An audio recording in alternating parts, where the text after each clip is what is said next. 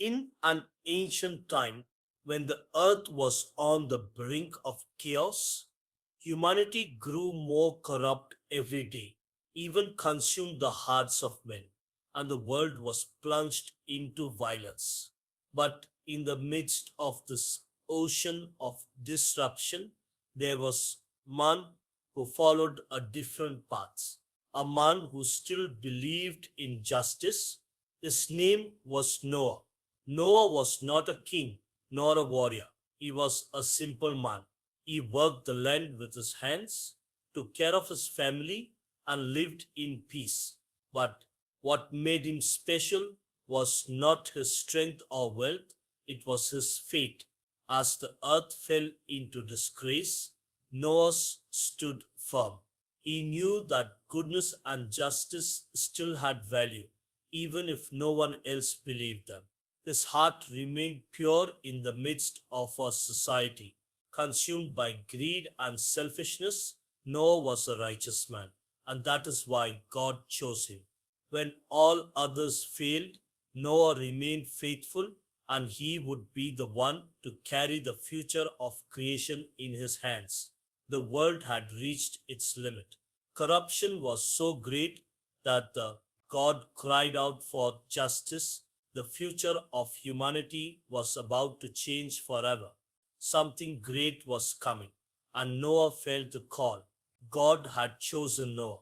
A flood would come to purify the earth, destroying everything that lived on it.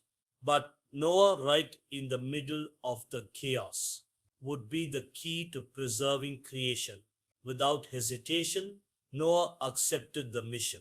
He was to build an ark, a gigantic vessel that would withstand the fury of the flood. In it, he would save his family and every animal species, male and female. Life would continue to him. And as the world sank deeper into corruption and violence, Noah continued his sacred mission. Guided by faith, he and his family began building the great ark. This was no ordinary task. It was a vast work of monumental proportions that would provide refuge for creation during the coming flood. Noah worked in silence while the world around him went its own way. Violence and corruption ruled the hearts of people, and no one seemed to care what was to come. With each blow of the hammer, the ark took shape, and as evil reigned outside, the sky began to change. Time was running out. After long days and nights, the ark was ready. The time had come. The sky, which had once shone with light, now began to darken. Clouds stuttered, and the earth for a moment seemed to hold its breath, and then the animals came. From every corner they marched in pairs as if guided by an invisible force, male and female of every species, from the largest to the smallest.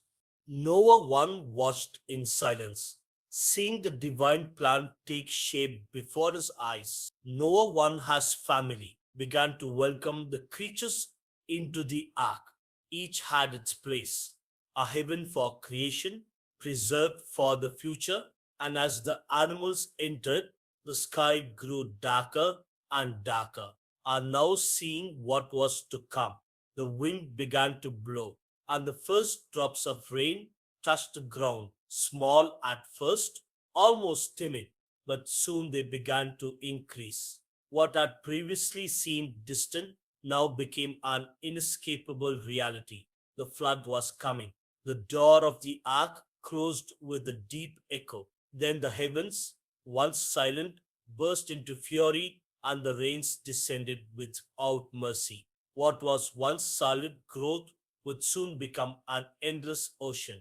The mountains would disappear beneath the weight of the waters. Everything that had once slid would be lost to oblivion. Only the ark could remain, floating alone over the infinite immensity of the new ocean. For days and nights, the flood covered the earth like a curtain of water that erased everything that had ever existed. The cities, the fields, the mountains, everything disappeared. Only the ark, strong and imposing, floated above the immense abyss of water. The days dragged on slowly with each new dawn, the constant swing of the waters and the incessant sound of rain were the only companions of Noah and his family. Inside the ark, time seemed to have stopped.